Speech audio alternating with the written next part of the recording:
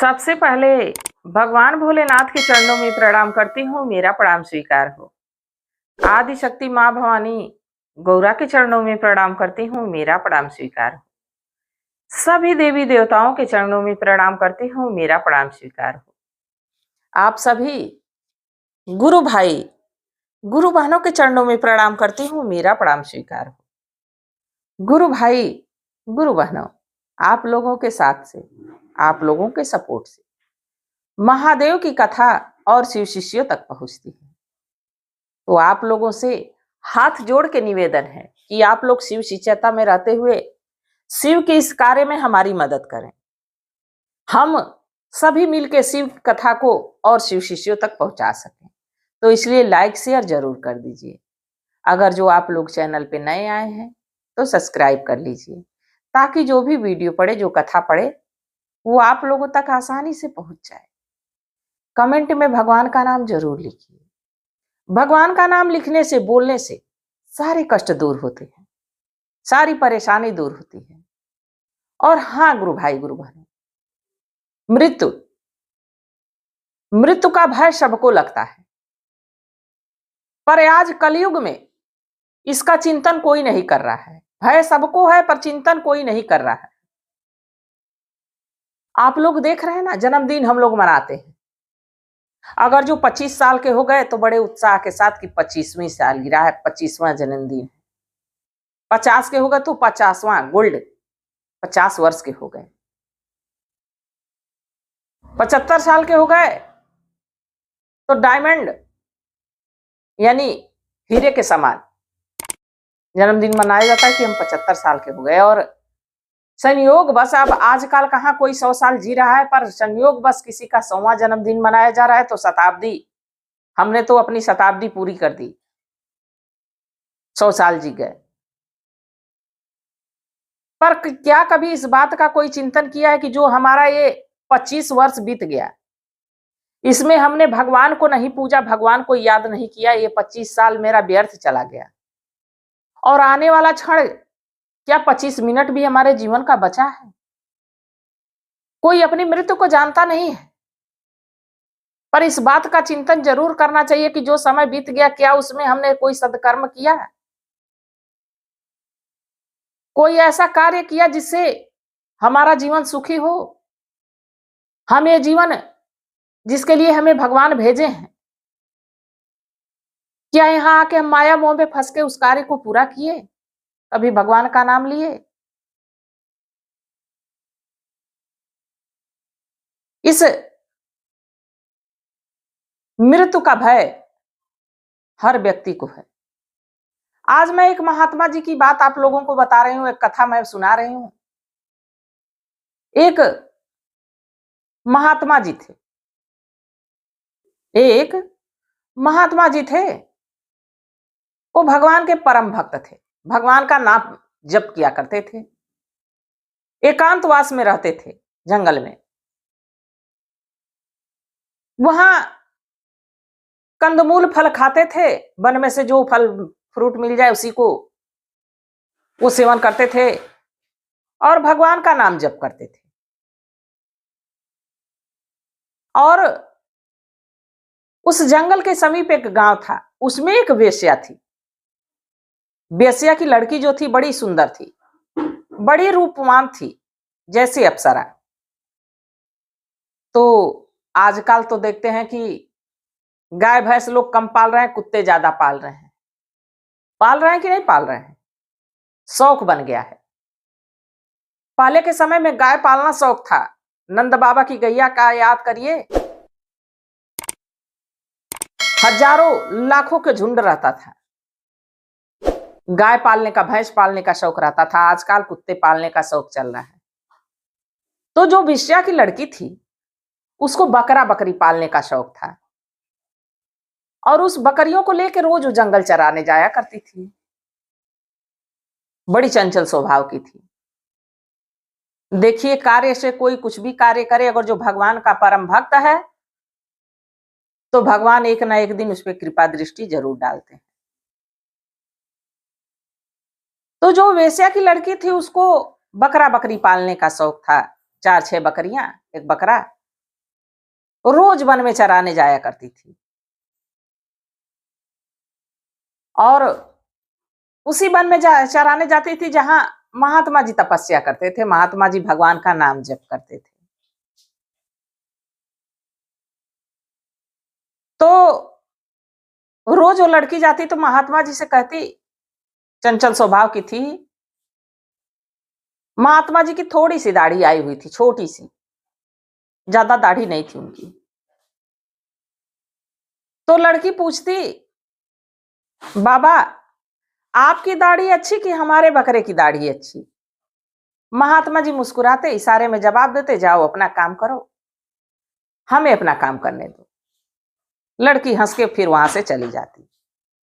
प्रतिदिन का उसका काम यही था, जरूर महात्मा जी से सवाल करती और महात्मा जी मुस्कुरा के इशारे में जवाब देते कि तुम जाओ अपना काम करो बिटिया। निरंतर इसी तरह चलता रहा। अब धीरे धीरे वो समय आ गया जब महात्मा जी को अपनी देह त्यागनी थी, अपनी शरीर त्यागनी थी। अवस्था उनकी बीमार अवस्था हो गई। जितने संत समाज के लोग उनको जानने वाले थे सब इकट्ठा हुए उनके पास, और तब भी वो भगवान का ही चिंतन कर रहे हैं, भगवान का नाम ही जप कर रहे हैं। आंखें खोले, देखे कि बहुत भीड़ जुटी है, सारे लोग उनसे मिलने अंतिम समय में आए। उनकी नजरें चारों तरफ घूमी। जब चारों तरफ उनकी नजरें घूमी तो कहे कि सब तो आया है हमसे मिलने, हे प्रभु, पर वो वेश्या की लड़की नहीं आई।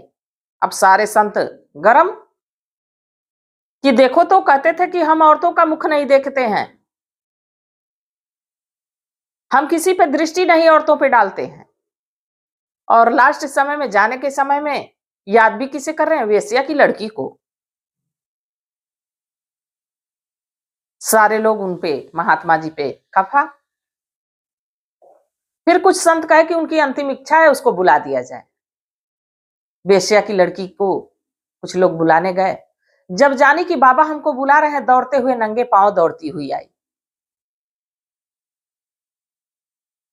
महात्मा जी से पूछी कि बाबा आप हमारे सवाल का जवाब नहीं बताए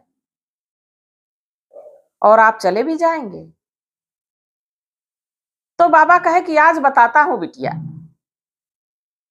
तुम्हारे बकरे से हमारी दाढ़ी लाख गुना अच्छी है।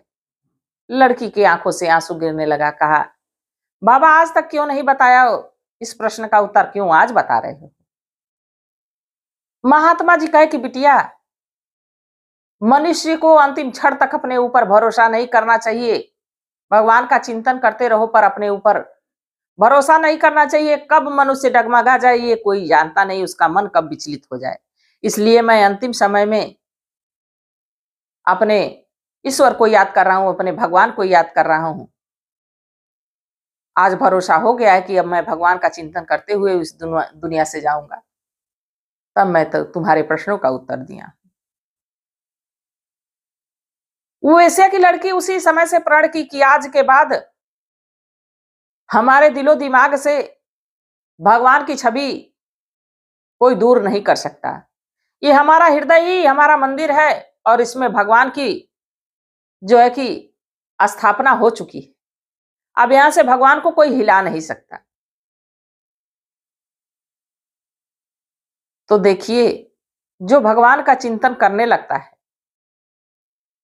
जिसके हृदय में भगवान का वास हो जाता है, वो भगवान से कभी दूर रह ही नहीं सकता। भगवान को खोजने कहीं और जाने की जरूरत नहीं पड़ेगी। भगवान स्वयं आपको अपने पास बुला लेंगे, चाहे किसी ना किसी के जरिए। देखिए, जिसका जो कार्य, जिसकी जो कार्य करने की शैली हो, वो तो कर्म करता है। भगवान किसी काम को खराब, हमारे संत जन भी कहते हैं कि कोई काम खराब नहीं होता है, सोच खराब होती है। भगवान तो कहते हैं कि तुम जो कार्य करोगे, मेहनत से करोगे, उसका फल मैं दूंगा। बाकी गुरु भाई गुरु बहनों, हमारे सदकर्म, हमारे भगवान नाम के जप, ये हमारे इसी लोक में नहीं परलोक में भी हमारी जो है स्थान निर्धारित कर देती है कि हमें कौन सा स्थान प्राप्त होने वाला है, मात्र नाम जप से। और हम लोग तो शिव शिष्य हैं, शिव शिष्यता में रह रहे हैं। हम लोग तो ऐसे समुद्र में कूद पड़े हैं जहां बस भगवान नाम के सहारे तैरते रहना है, डूबना नहीं है, डूबने नहीं देंगे वो। आप भगवान पे विश्वास करिए और भरोसा करिए, तो इस शिव नाम के सागर में आप डूब के गोते खाइए, देखिए भगवान कहीं आपको भंवर में नहीं फंसने देंगे। उस समुद्र में तैरते हुए आपका जीवन, आपका लोक और परलोक दोनों बना देंगे। तो मैं भी शिव से यही प्रार्थना करती हूं कि हे शिव गुरु, हे महादेव, सभी गुरु भाई, सभी गुरु बहनों पे अपनी दया दृष्टि बनाए रखिए, सदा सब पे अपनी कृपा दृष्टि बनाए रखिए। और जो भी हमारे गुरु भाई गुरु बहन इस कथा को सुन रहे हैं, देख रहे हैं, मैं सभी के लिए यही प्रार्थना करती हूँ कि हे महादेव, हे शिव गुरु, सभी हमारे गुरु भाई गुरु बहनों पे अपनी दया दृष्टि समान भाव से बनाए रखिए। सबको सुख संपत्ति, सबको दुख दारिद्र से दूर करिए और सबका जीवन सुखमय करिए। इसी कामना के साथ हर हर महादेव।